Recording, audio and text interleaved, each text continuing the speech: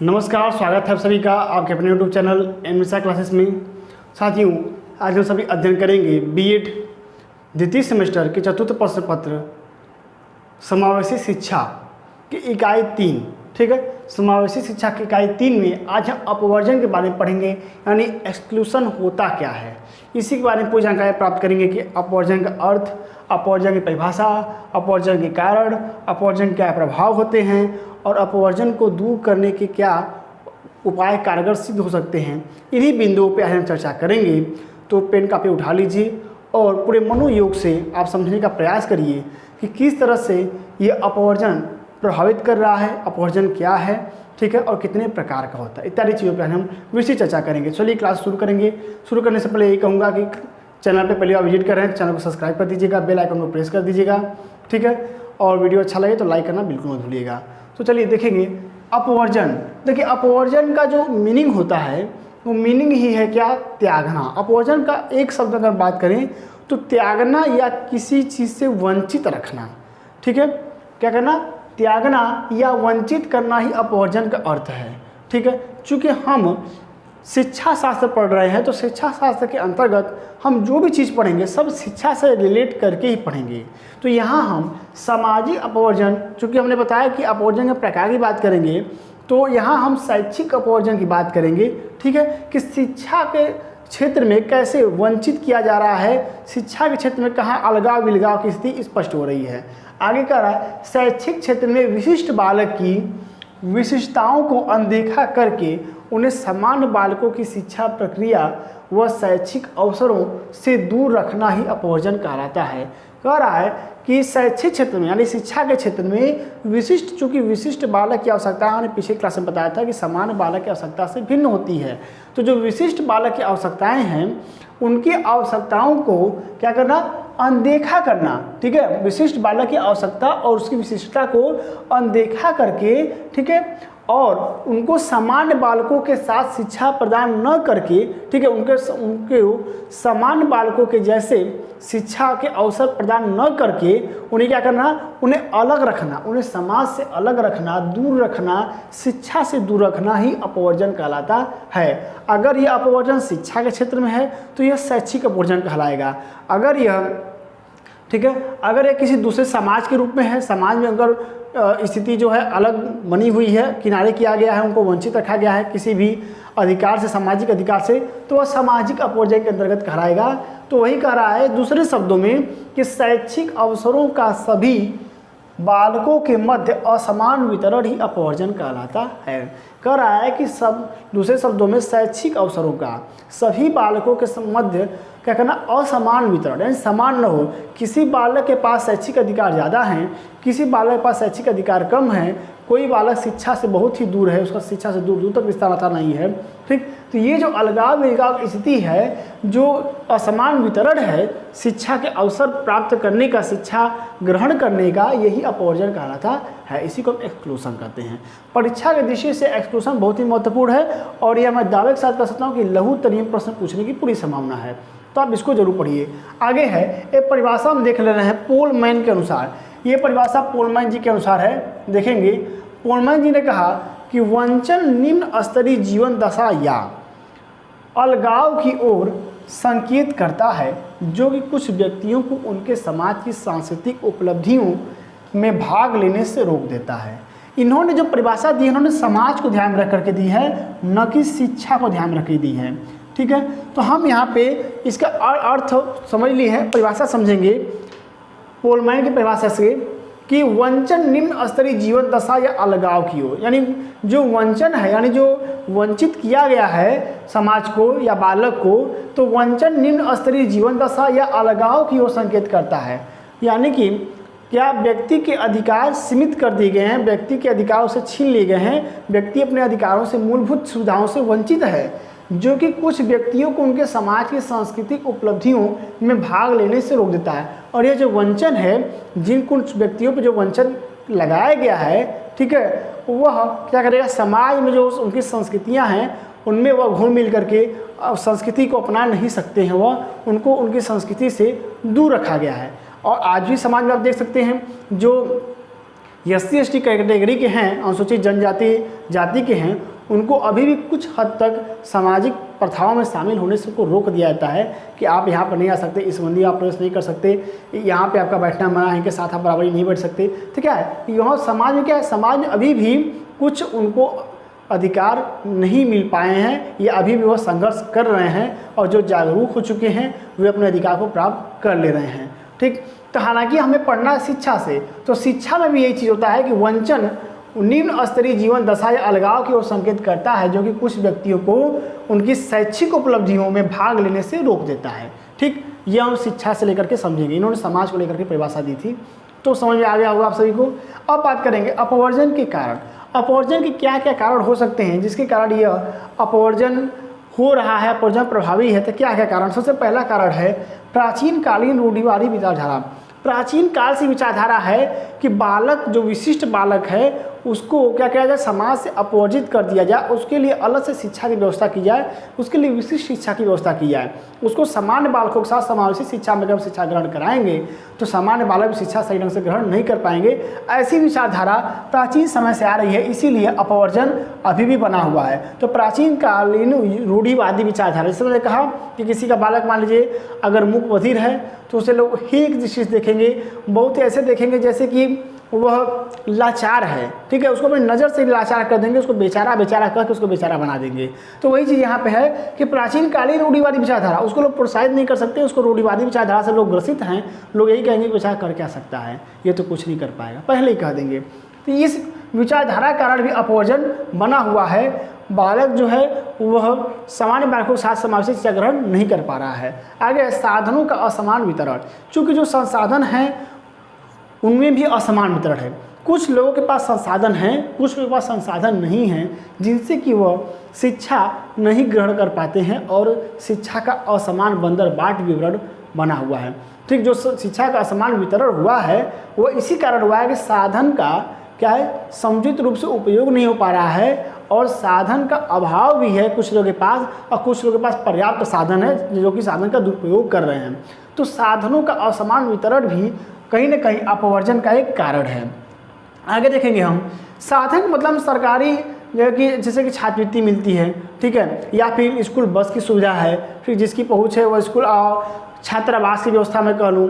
जैसे कि अब आपको मान लीजिए बीएड करना है, आपके लिए आपके पास पैसा नहीं है कि आप हॉस्टल ले सको, तो अगर आपके अगल बगल कोई गवर्नमेंट का हॉस्टल है तो वहाँ जिसकी पहुँच होगी वो क्या करेगा, छात्रावास पे अपना अधिकार कर लेगा। मैंने देखा है एक जगह SC/ST कैटेगरी के हॉस्टल थे, वहाँ पर जा कर के कुछ क्या नाम है कि मेरे सहपाठी थे 3-4 दबंग, उन्होंने क्या किया, उस पर कब्जा कर लिया, उस रूम पे कब्जा कर लिया, अब उनको रूम से बाहर निकाल दिया। अब वे जाएँ तो जाएँ कहाँ। तो वही है कि साधनों का असमान वितरण है, सबके लिए बराबर साधन नहीं है, इसलिए भी जो अपवर्जन है वो अभी बना हुआ है। आगे देखेंगे सामाजिक असंवेदनशीलता। सामाजिक असंवेदनशीलता का मतलब है कि जो समाज है वो अभी संवेदनशील नहीं है, वो अभी जागरूक नहीं है, समाज अभी पीछे है, वो विशिष्ट बालकों के प्रति अपना ही दृष्टिकोण बनाया हुआ है, उनको नकारात्मक दृष्टिकोण से देखता है। इस कारण भी कहीं न कहीं अपवर्जन बना हुआ है, अभी भी विलगाव की स्थिति बनी हुई है, विशिष्ट बालकों को उनके अभी भी शैक्षिक अधिकार पूर्ण रूप से मिल नहीं पाए हैं। आगे है सरकारी योजनाओं में कमी, सरकारी योजनाओं में भी कमी है। सरकार फाइलें बना लेती है, ठीक है, और फाइल पे ही सारी योजनाएं क्रियान्वित हो जाती हैं, जबकि धरातल पे जो स्थिति होती है सही ढंग से वह कुछ अलग होती है। तो वही कह रहा, सरकारी योजनाओं में कमी, सरकार की योजनाएं हैं वो सही ढंग से मिल नहीं पाती हैं। किसी बच्चे की मान लीजिए कोई समस्या छात्रवृत्ति संबंधित है तो बाबू कहेगा 5,000 तुम दोगे, 5,000 हमको दोगे, ठीक है, तब जाकर के तुम्हारा हम छात्रवृत्ति वाला काम करा देंगे। अब बच्चा 5,000 बाबू को ही दे दिया, 5,000 अपने पास रखा है, तो 5,000 वो क्या कर सकता है। तो वही चीज़ है कि सरकारी योजनाओं में कमी है, सरकारी योजनाएं जो भी हैं उनका सही ढंग से क्रियान्वयन भी नहीं हो पा रहा है, इस कारण अपवर्जन बना हुआ है। जो भी सुविधाएँ आ रही हैं अपवर्जित बालकों हेतु, विशिष्ट बालकों हेतु, कि उनको समान शिक्षा की मुख्य धारा में लिया जा सके, सब लोग समावेशी शिक्षा ग्रहण कर सके, वह धरातली पे दिखाई नहीं देती हैं, ठीक है, सिर्फ फाइलों में सिमट के रह जाती हैं। आगे हम बात करेंगे अपवर्जन के क्या क्या प्रभाव हो सकते हैं। अगर विशिष्ट बालकों को सामान्य बालकों से अलग रखा जाए, अलग शिक्षा प्रदान की जाए, तो क्या प्रभाव इसके पड़ सकते हैं। ठीक, तो देखेंगे इसके जो भी प्रभाव पड़ेंगे सब नकारात्मक पड़ेंगे, इसलिए लिख के पहले से ही इसके नकारात्मक प्रभाव निम्नलिखित हैं। क्या है? पहला, इसके द्वारा विभिन्न आर्थिक, सांस्कृतिक व सामाजिक अभाव में बढ़ोतरी होती है। जब विशिष्ट बालक और सामान्य बालक की अलग शिक्षा दी जाती है, तो जो विशिष्ट बालक होगा वह उसके आर्थिक, सांस्कृतिक व सामाजिक अभाव से वह ग्रसित होगा, क्योंकि उसे इन सभी जो मूल्य हैं, सामाजिक मूल्य, आर्थिक मूल्य है, इनका वह पता नहीं रहेगा और वही सही ढंग से बाद में जब बड़ा होगा, तो चूँकि हमेशा तो विद्यालय में पढ़ेगा नहीं अलग होकर के, जब बाद में वो बड़ा होगा और सामान्य लोगों के साथ उसका रहन सहन होगा, तो कहीं ना कहीं सांस्कृतिक, आर्थिक और सामाजिक अभाव से ग्रसित होगा। आगे देखेंगे, मानव में हीन प्रवृत्ति व कमज़ोर भावना का विकास होना। चूँकि हमने कहा कि जब विशिष्ट बालक को हम पहले ही हीन भावना देखेंगे कि अरे बेचारा ऐसा कर दिया, ये तो अपंग हो गया, अब तो ये कुछ नहीं कर सकता है, भगवान जाने क्या होगा, जब ऐसी बातें हम करेंगे तो बालक भी क्या होगा, अंदर से कमज़ोर भावना का ग्रसित हो जाएगा और उसके अंदर हीन प्रवृत्ति हो जाएगी कि हाँ मैं कुछ नहीं कर सकता हूँ, मैं किसी काम का नहीं हूँ, मैं नकारा हूँ, मैं धरती पे बोझ हूँ, ऐसी भावना उसके अंदर बनने लगेगी।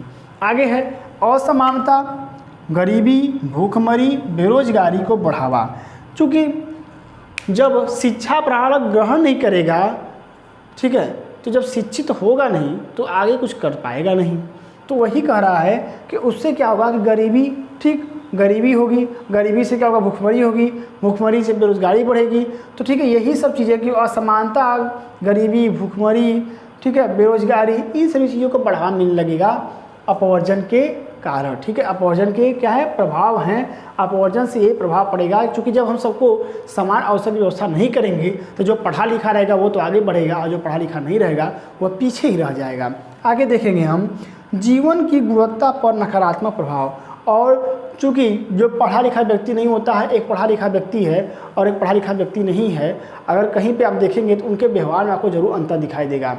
जैसे कि अगर मैं बात करूं, अगर किसी ने दो बात अगर बोल भी दिया है तो पढ़ा लिखा व्यक्ति वह सुन लेगा, ठीक, वह कुछ नहीं बोलेगा, मन में बात रख के भुला देगा कुछ दिन बाद। लेकिन जो अनपढ़ व्यक्ति रहेगा वह तुरंत लाठी लेकर के आएगा और उससे झगड़ा कर लेगा, बाद में पुलिस मुकदमा होगा, परेशान रहेगा, पैसे लग जाएंगे, बेइज्जती अलग से होगी।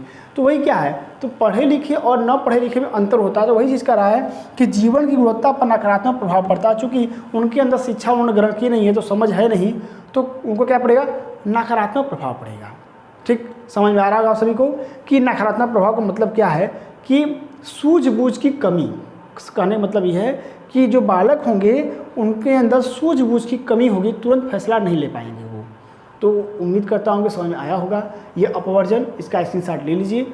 और अभी मैं एक चीज़ आपको और पढ़ाऊँगा कि अपवर्जन को दूर करने के क्या क्या उपाय हैं। 3 या 4 उपाय हैं, उसको भी बता देता हूँ। स्क्रीनशॉट इसका ले लीजिए, ठीक है।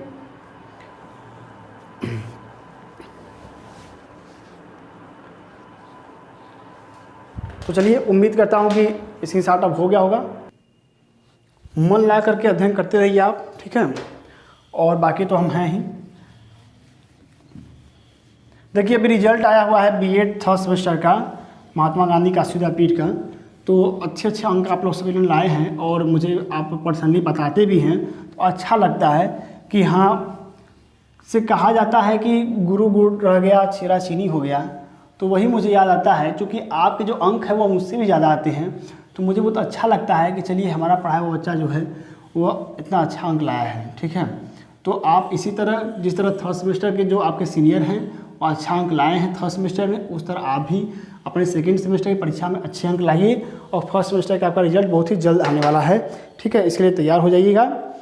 तो चलिए, हम बात कर रहे थे अपवर्जन, अपवर्जन को दूर करने के कुछ उपाय, ठीक है। तो मैं हेडिंग लिख देता हूँ, उपाय, ठीक है। अपवर्जन को दूर करने के क्या क्या उपाय कारगर सिद्ध हो सकते हैं। तो सबसे पहला जो उपाय है, कह रहा है कि देखिए, मैं बता देता हूँ आपको। अपवर्जन विशिष्ट बालकों को विशिष्ट विद्यालय में, ठीक है, रख करके शिक्षा प्रदान करने की बात ही अपवर्जन करता है कि जो विशिष्ट बालक हैं उनको विशिष्ट विद्यालय में रख करके अलग से शिक्षा दी जाए। लेकिन इससे क्या होगा, बालक जो है वह शिक्षा की मुख्य धारा से क्या हो जाएंगे, शिक्षा की मुख्य धारा से दूर हो जाएंगे, ठीक है, मुख्य धारा से दूर हो जाएंगे। जबकि शिक्षा का उद्देश्य है कि सभी का सर्वांगीण विकास करना, ठीक है, जो सभी छात्र छात्रा हैं सबका सर्वांगीण विकास करना। इसीलिए एक शिक्षा लाई गई, इसका नाम था क्या, समावेशी शिक्षा। तो वही कह रहा है कि अपवर्जन विशिष्ट बालकों हेतु विशिष्ट विद्यालय की बात करता है, जबकि इससे छात्र मुख्य धारा से दूर हो जाते हैं, समाज की मुख्य धारा से दूर हो जाएंगे।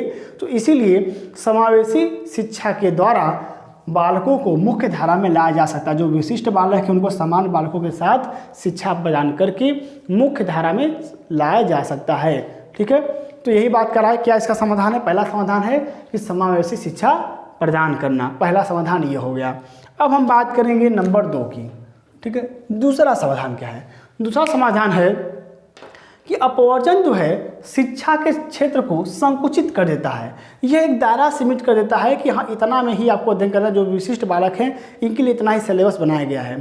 ठीक है, तो अपवर्जन शिक्षा के क्षेत्र को संकुचित कर देता है, इसलिए अपवर्जन को दूर करने के लिए शिक्षा का जो क्षेत्र है वह क्या होना चाहिए, वह व्यापक होना चाहिए। और शिक्षा का क्षेत्र व्यापक कहाँ होता है? वह होता है समावेशी शिक्षा में।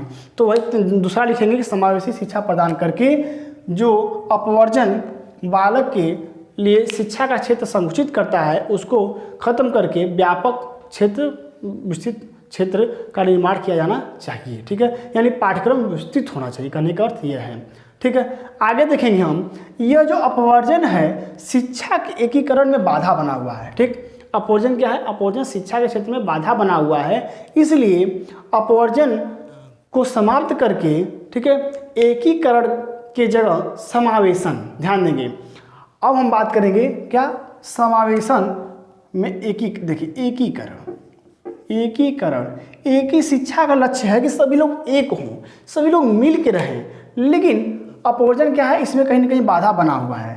तो वही कर रहा है कि अपवर्जन को हटा करके एकीकरण के लक्ष्य को प्राप्त करने के लिए हमें समावेशी शिक्षा की व्यवस्था करनी पड़ेगी। ठीक है, और सबसे लास्ट हमारा है कि जो विशिष्ट बालक हैं उनके लिए समय समय पर शिक्षा में क्या करना चाहिए, सेमिनार की व्यवस्था। ठीक है, जो भी विशिष्ट बालक हैं उनके लिए समय समय पर क्या करना चाहिए, सेमिनार का आयोजन किया जाना चाहिए, या सेमिनार का आयोजन न कर सके तो समय समय पर कार्यक्रमों का आयोजन कराना चाहिए, कार्यक्रमों का आयोजन। ठीक है, कार्यक्रमों का आयोजन समय समय पर किया जाना चाहिए, जिससे क्या होगा कि अभिभावक भी जागरूक हो सकेंगे और जो बालक हैं वह भी जागरूक हो सकेंगे कि हाँ, हमारे लिए क्या सुविधाएं हैं, क्या व्यवस्थाएं हैं, कैसे हम अपनी उन्नति कर सकते हैं। ठीक, तो विशिष्ट बालकों हेतु समय समय पर कार्यक्रम आयोजित करके भी हम क्या कर सकते हैं, अपवर्जन को खत्म कर सकते हैं। तो इस तरह से आकर अपवर्जन समाप्त होता है। मिलते हैं अगली क्लास में, तब तक के लिए धन्यवाद।